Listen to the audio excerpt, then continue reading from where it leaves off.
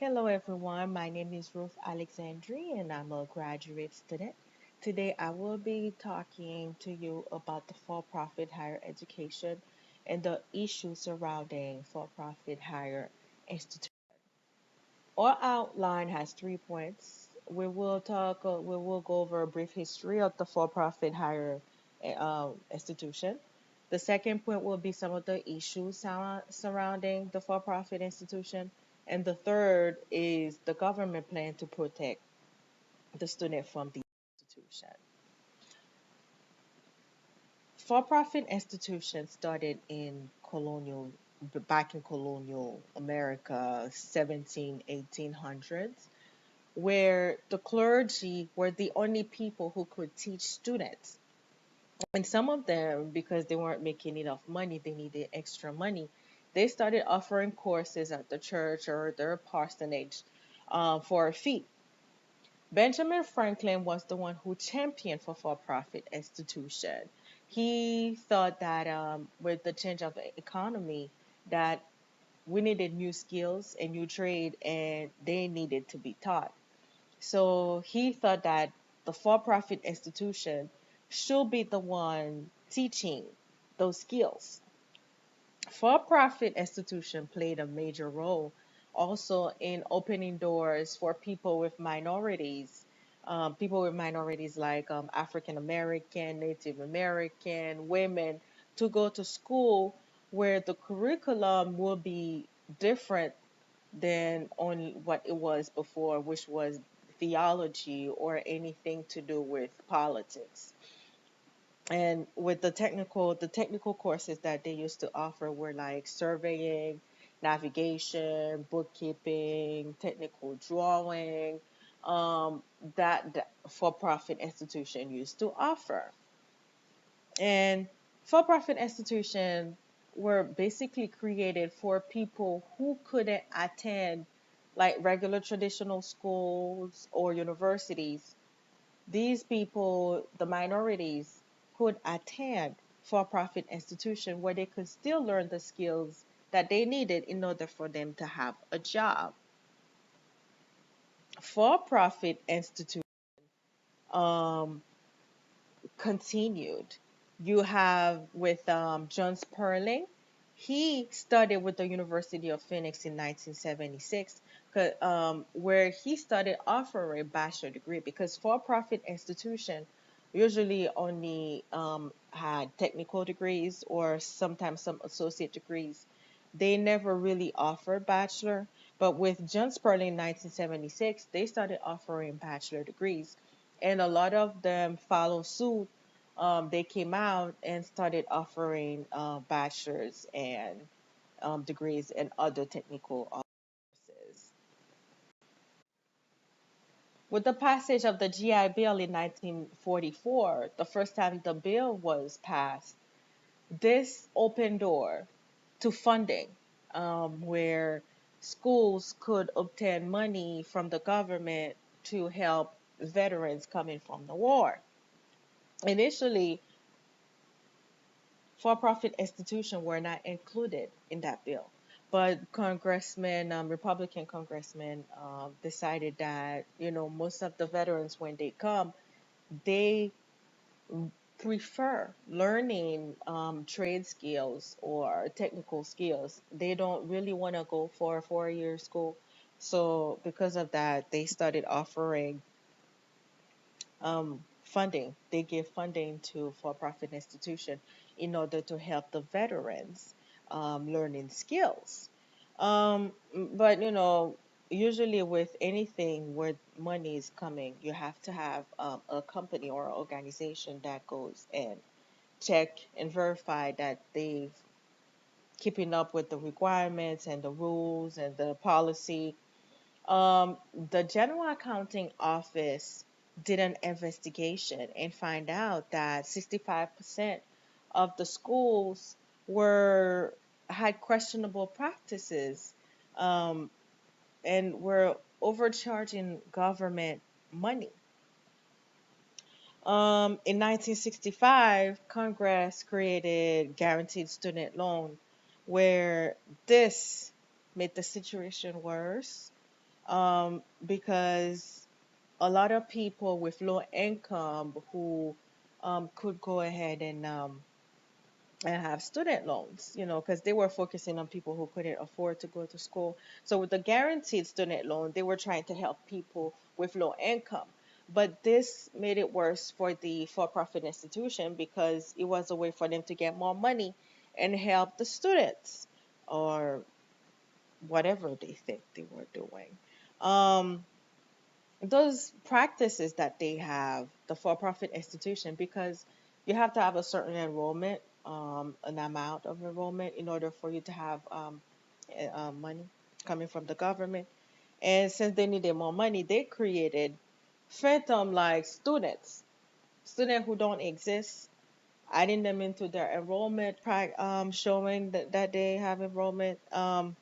They also, their practices misled the students. They say student who had no chance of graduating, they enrolled them. Student who have no chance of finding a job, they enrolled them. And also, um, the this type of the guaranteed student loan also offered student who didn't have any, they didn't have the diploma, their high school diploma, or their GED could attend school.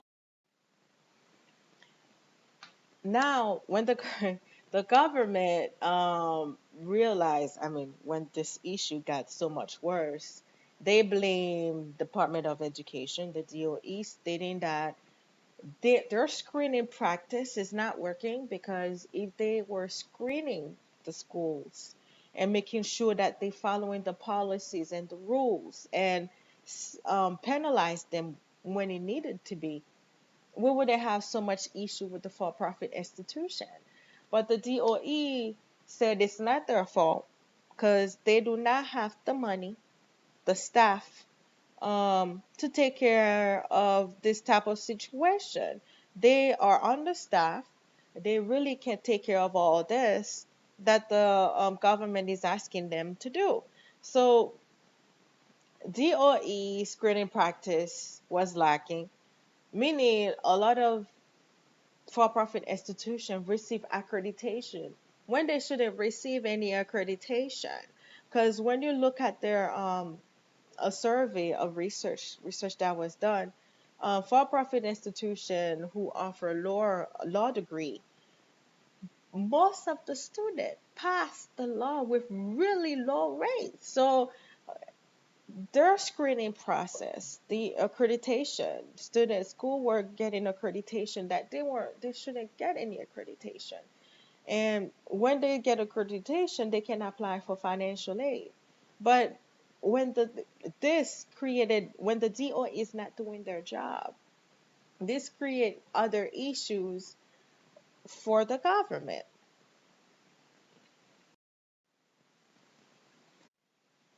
The thing is, while they're trying to weaken for-profit access to government money, every time they try to weaken it, you have um, the Republican congressman who think that no, for-profit institution needs to get the money, and they try to making it to not restrict, not as much restriction for a for-profit institution, so they can get the money.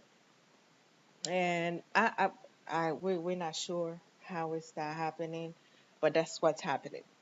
Um, we have the 90-10% rule, 90/10 rule, which give for-profit institution more money for students. They give them access to more money for students.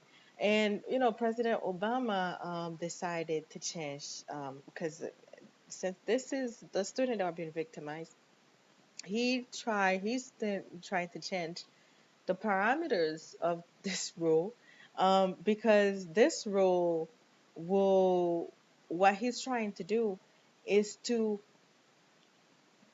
bar these schools from receiving more than 90% of of their money through federal government, including loan and grants. Because, but this stipulation, this condition, will not affect veterans, people from the GI Bill or with the tuition assistance program. It won't affect veterans on the 90% style, 90% side. Because when you have for-profit institution who, instead of helping the student, they still getting more money out of the government to help fix students, um, rules need to change. One of the rules that the government plan on doing is that they're gonna try to prevent student from being buried in debt by offering programming and doing changes, offering program and making immediate changes to section the for-profit institution who have been guilty of victimizing the student. And ultimately, they not with the section, they won't be receiving any more financially from the government. They also were thinking of adding more regulation than reg, the old regulation that they have, making it harder for people to for profit institution to get money out of the government. Because the thing is, they want to make sure that the student are being employed. Because if the for-profit institution wants, because they offering position or degrees or skills, so the student can get employed, they need to make sure that the student are being employed and show statistics and proof that the students are employed. If they can't show that type of transparency, they won't get any money. They also working on making improving student outcomes, making sure that the school um, is accountable, for for the student's success. And if they can't do that, they won't get any money. All this. And then the last thing is that to make the debt affordable for students. Because if the student is not making enough money when they graduate, they shouldn't be paying that much out of their paycheck. So they're trying to change that when based on how much you make and how much you really can afford, you'll be paying the debt. So make the debt. This is this is what's happening with the for-profit higher institution. And I hope this kind of help and open somebody's mind and see that changes needed to be made and we need to follow through with the regulations that are created for the for-profit institution because they need to be sectioned and they need to be penalized and the student need to they can't be victimized every time they're the one paying for laws and section that needs to be they need to follow through. Students are paying for something they have no idea, and the thing is they get money, they take loans, they get defaulted and they have to pay for the loans. But if we have the right section, if we have the right regulations where this will stop people on at the top to take money out of students who do not have working hard for their money. We need to move better. We need to work better. I don't know if they need to change something, but something needs to change because this is not working. And I hope this kind of open your eyes and see that changes need to be made and and help any way you can.